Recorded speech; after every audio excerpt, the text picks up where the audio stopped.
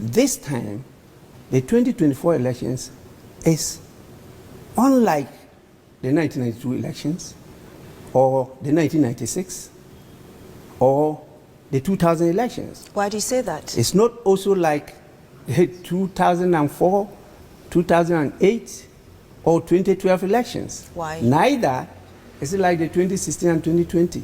This is a critical election, particularly His Excellency the President, to say such a thing. That is inciting people to violence. Okay. That even if we lost the election, we will not hand over. We will do all we can to hold on to power. That is unacceptable.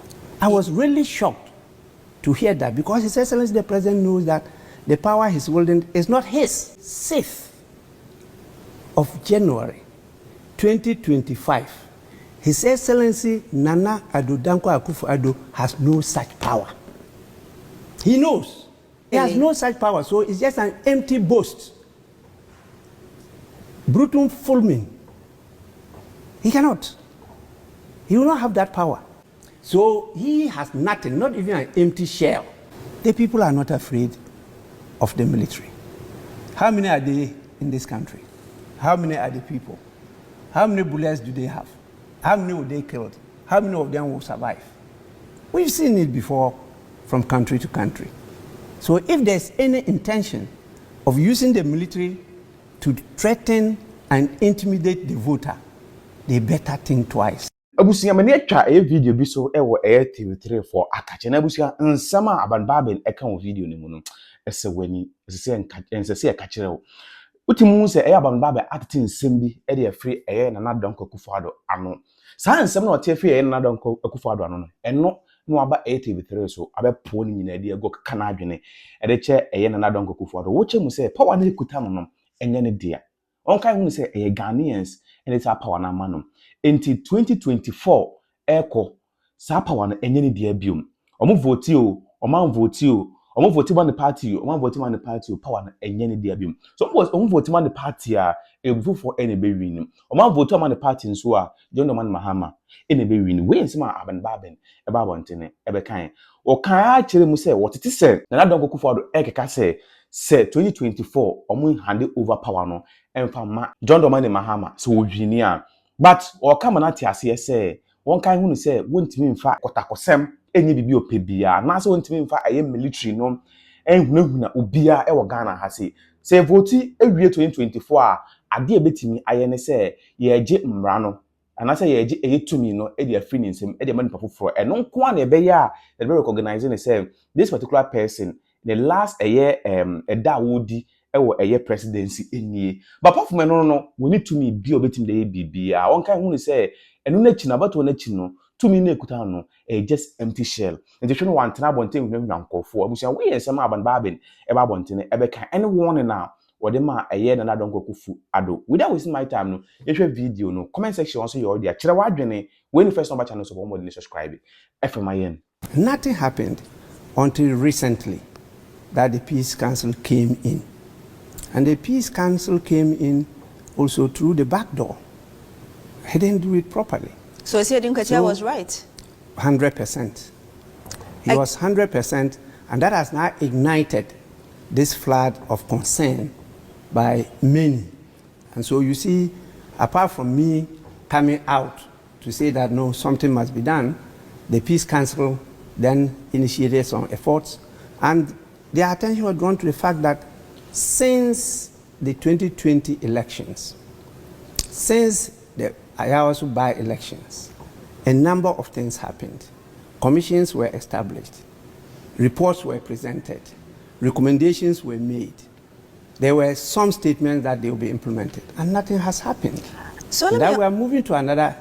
This time, the 2024 elections is unlike the 1992 elections, or the 1996, or the 2000 elections. Why do you say that? It's not also like 2004, 2008, or 2012 elections. Why? Neither is it like the 2016 and 2020. this is a critical election that will determine whether we are truly committed to the cause of multi-party constitutional democracy. Clearly, this election is not just about the political parties. It's about the soul of our nation. Very, very important.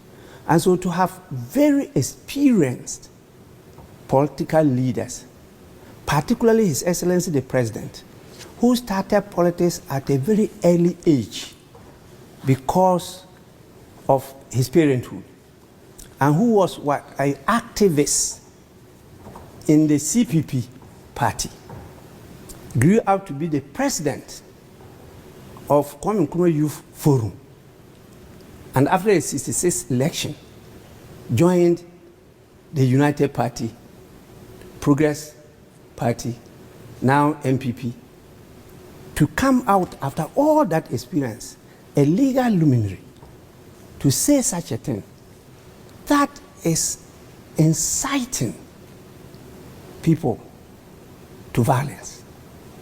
Okay. That even if we lost the election, we will not hand over. We will do all we can to hold on to power. That is unacceptable.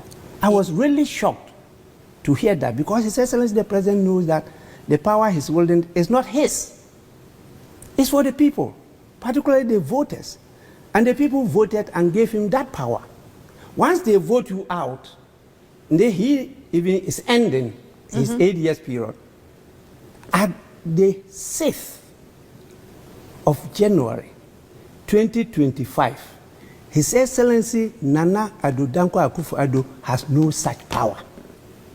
He knows that if he orders the CDS on the 7th of January 1992 to do anything, he will not do it. My understanding of what you're saying, really... He has no such power, so it's just an empty boast. Brutum fulmin. He cannot. He will not have that power. It's the person that the people have now voted for that have been given the power. And though the people looking at that person, not him. So either is His Excellency John Dramani Mahama or His Excellency Dr.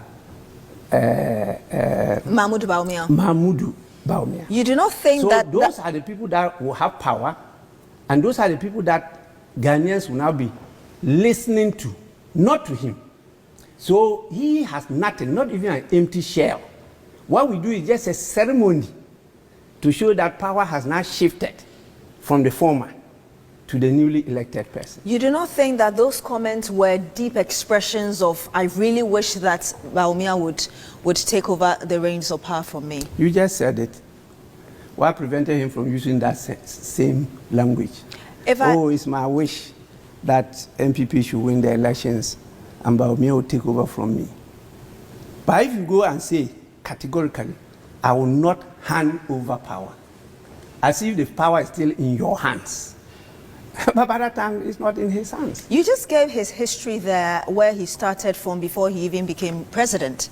Yeah. Would you say that that comment was irresponsible, and he's repeated it?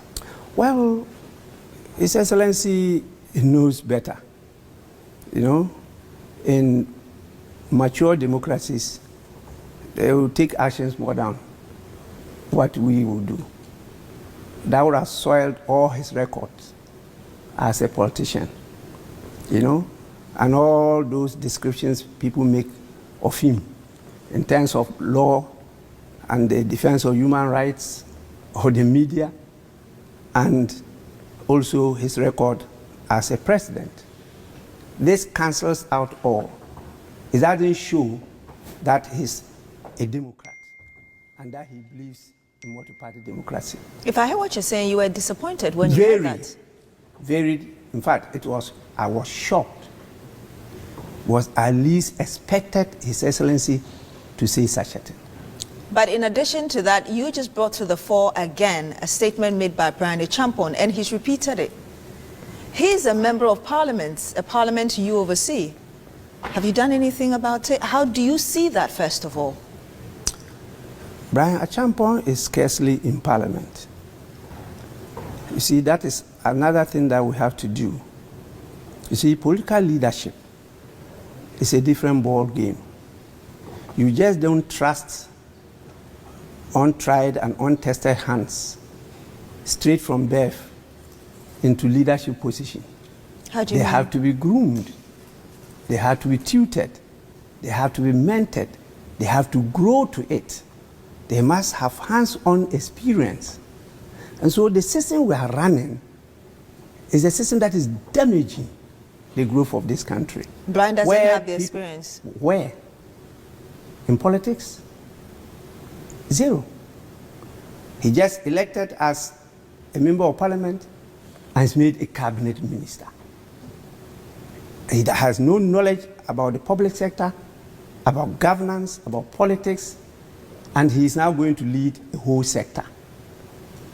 He has never handled such power before, and therefore they think that they are the alpha and the omega. So you think that's what's That is influencing how what- he's behaving? Not only him, a number of our people in politics now. You know, as they grow, they will learn that what they did were wrong. And they were really undermining their own authority and relevance. Won't it be too late? Very late, and that's one of the causes of our underdevelopment. Many countries who have made it have taken the time to evolve. And the evolution is not only about systems, it's also about human beings. And so we just don't take those decisions lightly. That you're given the opportunity to lead the country. If you want to bring up, definitely there's growth, there's replacement. We must always go with the youth. We must go with everybody. But you give them the position to grow. Okay? Once you keep on just cutting corners and doing what is happening now, we can never develop as a nation. We can never develop as a nation, you say. We're talking about inflammatory comments and languages or language ahead of this year's general election. And I know that you also heard the bit said by the former president, John Mahama, who is leading the opposition NDC, when he said, and he said it a number of times as well, that we will make sure that this election is not stolen, and this time we are not going to court. How did you understand this comment?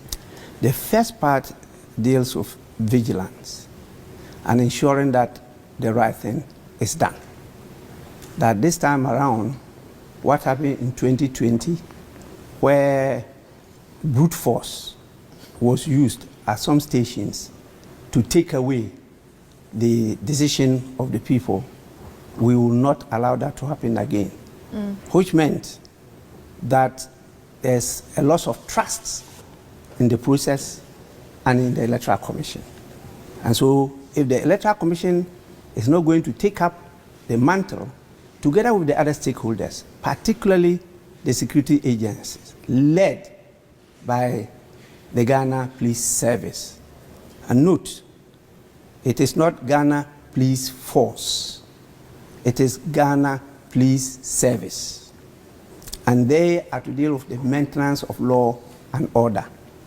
And you don't just maintain law and order by force. No, that is not it. But unfortunately, that is where we are. And they are the key institution to maintain law and order. The military has no business when we are doing elections to be present until law and order breaks down and they are called in. So you want them to stay off?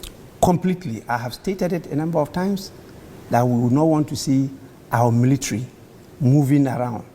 They have to be at positions that they could be called to intervene when the need arises. But already you know that the military have been deployed. I mean, officials have been deployed to border towns to enforce even this ban on exportation of the country's grains because of the drought in 7 regions of the country.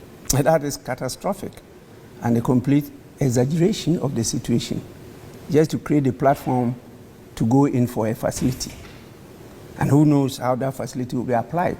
That is my honest view. What do you mean by facility? A credit facility in terms of money or in terms of food items. Is that kind of thing? The NDC thinks it's an attempt to intimidate voters around that place. You see, people really don't understand the situation we are in. The Ghanaian voter can no longer be intimidated. We saw what happened in Kenya. We saw what happened in Nigeria. Ghana is not immune to it. I was a young man in Legon during the regime of President General Ake Achampong. And that was the time they brought in the MOWACs to support the police. They were blue in color. We faced the MOWACs with our bodies, not even with sticks, empty hands. Some of us were killed, but we fought and managed to turn this country to democratic Ghana. The people are not afraid of the military. How many are they in this country? How many are the people? How many bullets do they have? How many were they killed? How many of them will survive? We've seen it before from country to country. So if there's any intention of using the military to threaten and intimidate the voter, they better think twice.